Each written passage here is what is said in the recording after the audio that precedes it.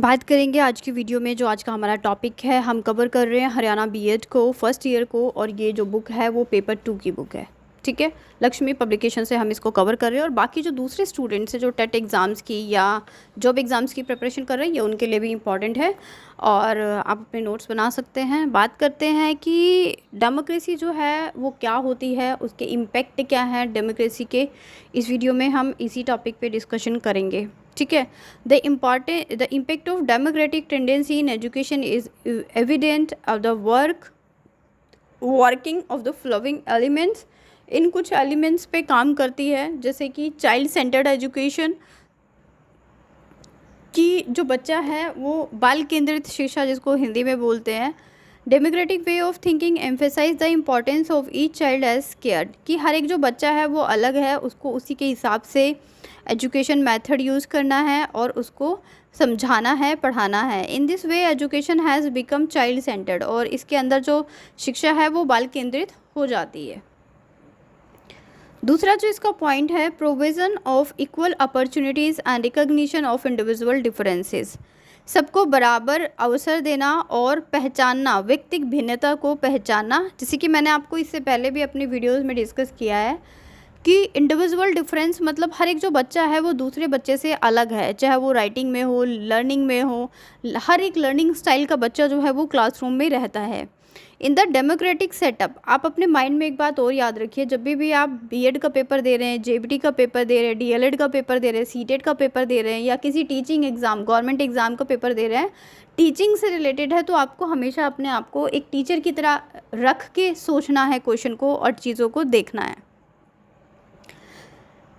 तो in the democratic setup each child is equal valuable entire of the society, हर एक बच्चा महत्वपूर्ण है। As such equal opportunities are made available to one and all for their fullest development. In the connection of the principle of individual differences is given proper recognition and therefore each child receives proper support। हर एक बच्चे को बराबर support की ज़रूरत है। कुछ बच्चे above average होते हैं, एक बार पढ़ाते ही समझ लेते हैं, और कुछ बच्चों को थोड़ा वक्त लगता है।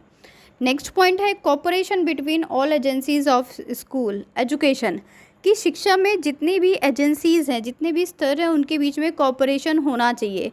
जैसे कि स्कूल में फैमिली हो गई, फैमिली, स्कूल, कम्युनिटी, ये सब आपस में क्या होना चाहिए, कोऑपरेटिव होना चाहिए, एक दूसरे को कोऑपरेट करें। फैमिली स्कूल को कोऑपरेट करे, स्कूल फैमिली की बातों को सुने, कम्युनिटी को ध्यान में रखकर बच्चे का डेवलपमेंट किया जाए।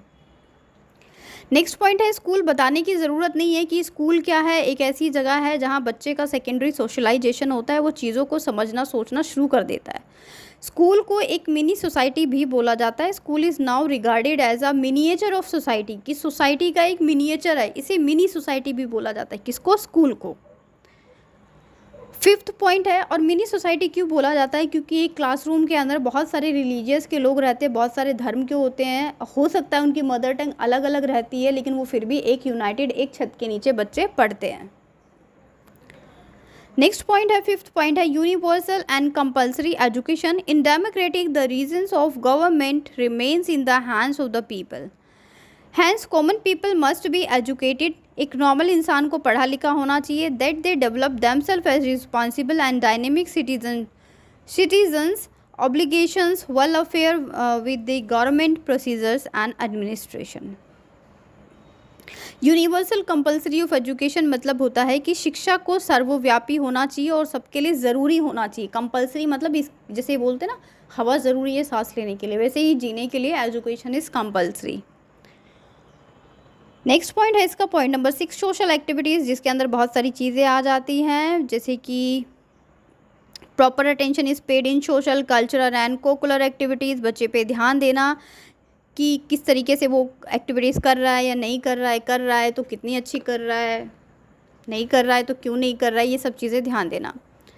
7 पॉइंट है, respect of teachers personality. Democratic philosophy respect teachers as well as very dynamic and effective agency, क्योंकि जो बच्चा है वो टीचर से बहुत इन्फ्लुएंस होता है, तो टीचर की जो पर्सनैलिटी है उस पर भी फोकस किया गया है।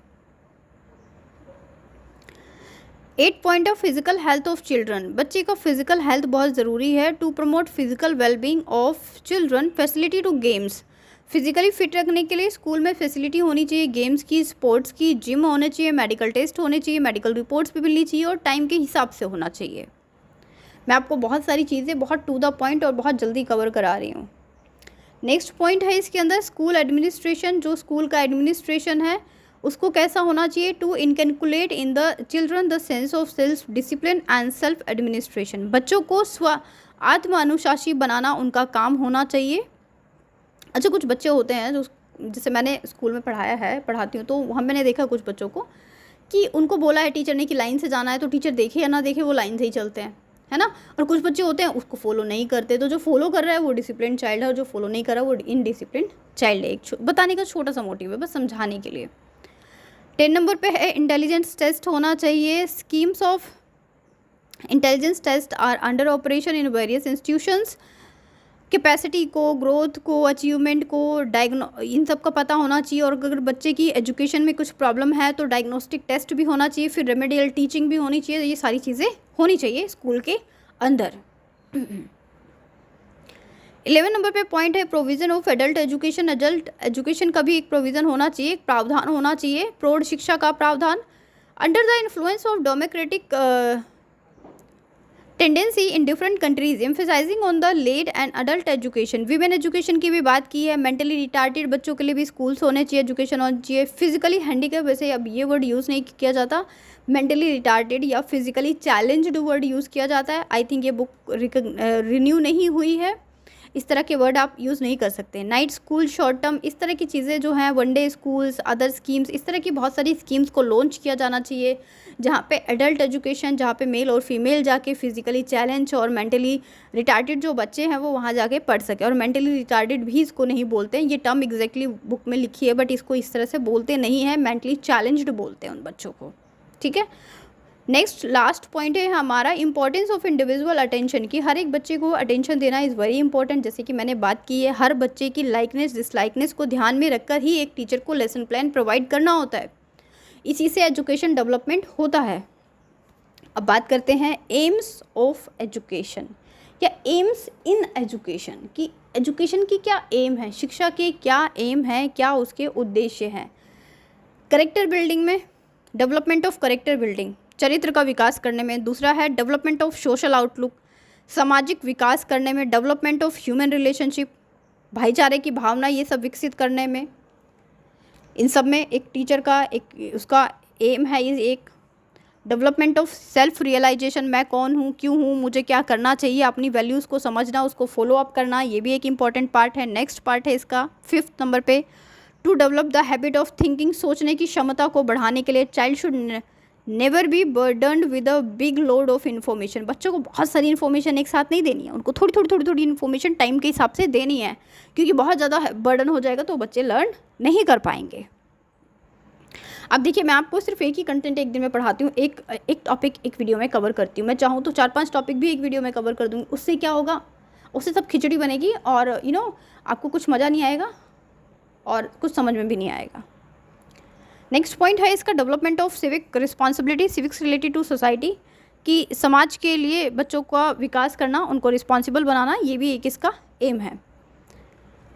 अब बात कर लेते हैं कि aim of curriculum in democratic education, कि करिकुलम पाठ्यक्रम का क्या उद्देश्य है एक लोकतंत्र शिक्षा प्रणाली में।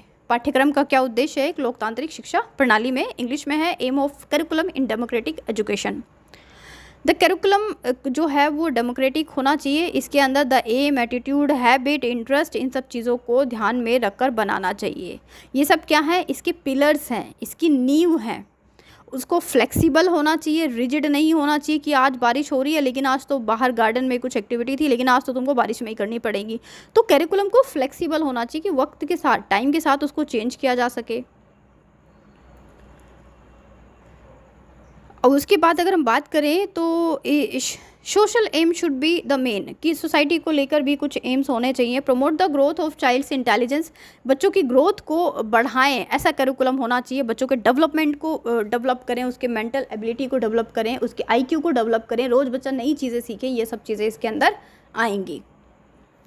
In this way In this way the above state principles should be basis factors of the curriculum construction. आप खुद सोचिए करिकुलम कैसा होना चाहिए, पाठ्यक्रम कैसा होना चाहिए, according to the need of student, बच्चों की आवश्यकता के अनुसार, बच्चों के इंटरेस्ट के अनुसार, सोसाइटी की नीड के अनुसार, इंडिविजुअल डिफरेंसेस का ध्यान देकर, रिजिड नहीं होना चाहिए, फ्लेक्सिबल होना चाहिए, चाइल्ड सेंटर्ड होना चाहिए, ये सारी चीज़ें इसके अंदर आएंगी। समझ रहे मेरी बात को?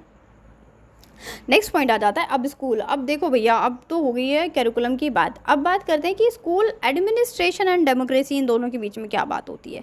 अब देखो एक शॉर्ट में बताएं, एडमिनिस्ट्रेशन मतलब फीस लेना या उसका ऑनर, मैनेजमेंट, ये सारी चीज़ इसके अंदर आ जाती है। डेमोक्रेसी मतलब लोकतंत्र, इसकी बात कर लेते हैं। तो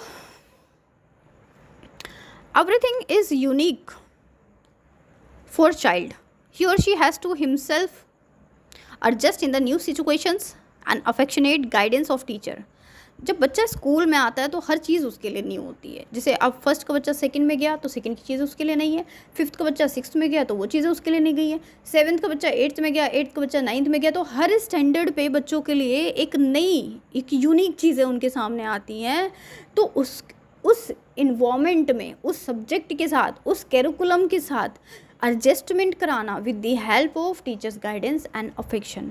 बच्चे का, आप टीचर बन रहे हैं तो आपको बच्चे से लगाव होना इज़ वेरी इंपॉर्टेंट। जब तक आप किसी को अपना नहीं समझेंगे, आपको अपने क्लास के बच्चों को अपना समझना है, तभी तो आप उनके हिसाब से चल पाएंगे। एजुकेशन सिस्टम क्या बोलता है कि टीचर को बच्चों के हिसाब से काम करना है, बच्चे टीचर के हिसाब से काम नहीं करेंगे। टीचर गाइड करेगा, टीचर प्लान बनाएगा, टीचर सब कुछ करेगा, लेकिन किसको ध्यान में रख के करेगा? बच्चे को ध्यान में रख के करेगा। ठीक है, मैं इस टॉपिक पे इसलिए फोकस करी क्योंकि यहाँ से क्वेश्चन बनते हैं। In democracy a teacher should have certain ideas and let the boys follow them. कुछ आइडियाज़ होते हैं, he must know goal and aim of education. Teacher को खुद पता होना चाहिए कि गोल क्या है, एम क्या है पढ़ाने का। ऐसा ना हो कि क्लास में आया, क्या पढ़ा के टीचर चला गया, कुछ समझ में ही नहीं आया बच्चों को, और उस समझाने का, उस पढ़ाने का कंटेंट से कोई लेना देना ही नहीं था। मान लीजिए मैं क्लास में आई, मैंने बोला कि ठीक है मैं आज डिसिप्लिन और कैरिकुलम की बात करूँगी, और मैं आपसे कैरिकुलम की बात करूँ ही ना, मैं आपसे बोलूँ स्कूल में ऐसी ड्रेस लगती है, स्कूल में जाने में मज़ा आता है, स्कूल में मुझे ऐसा होता है, तो आप क्या कहेंगे? अजीब सी टीचर है, कंटेंट कुछ और है, टॉपिक कुछ और है, टीचर कुछ और ही पढ़ा रही है। तो टीचर को भी पता होना चाहिए कि उसका एम क्या है, उसका गोल क्या है। कोऑपरेशन होना चाहिए किसके बीच में? एडमिनिस्ट्रेशन के बीच में और टीचर्स के बीच में, प्रिंसिपल और टीचर के बीच में। स्कूल में जितने भी लोग काम करते हैं उनका आपस में कोऑपरेशन बहुत ज़रूरी है, सहयोग बहुत ज़रूरी है आपस में एक दूसरे का। किसके लिए?